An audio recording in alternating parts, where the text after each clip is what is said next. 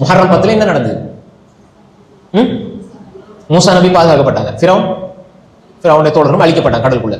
2 வேற சொல்லுங்க வேற. ரைட். இப்போ இது உங்களுக்கு தெரிஞ்ச 2 விஷயம்.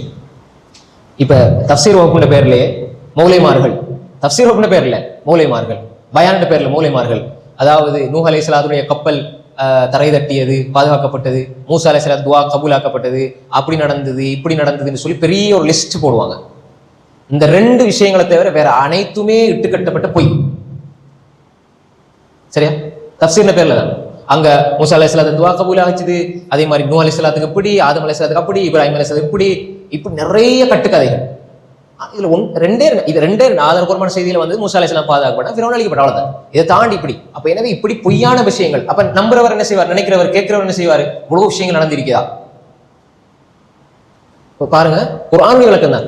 ஆனால் குர்ஆன், அல்லாஹ் இறக்கிய குர்ஆனை கொண்டு, அல்லாஹ் இறக்கிய குர்ஆனை ரசூலுல்லாஹ்வுடைய வார்த்தையை கொண்டு, ரசூலுல்லாஹ்வுடைய வார்த்தை சஹாபாக்களுடைய வார்த்தையை கொண்டு, இப்படித்தான் இந்த வழிமுறை எல்லாமே வழிகாட்டல. யா அல்லாஹ் குர்ஆனுடைய விளக்கத்தை எனக்கு தாயா அல்லாஹ், குர்ஆனோட நேரத்தை ஒதுக்க நீ அவகாசம் தந்திரியா அல்லாஹ். நிறைய இருக்குது. ஆனால் எல்லாமே குர்ஆனுக்கே பிழையான விளக்கங்கள், குர்ஆனுக்கு அல்லாஹ் தஆலா அல்லாஹ்வுடைய தூதர் சொல்லாத விடயங்களை சொல்றது. அப்ப அல்லாஹ் நமக்கு அவகாசம் தந்திருக்கிறான், இதை நாங்க பயன்படுத்திக்கிறோம்.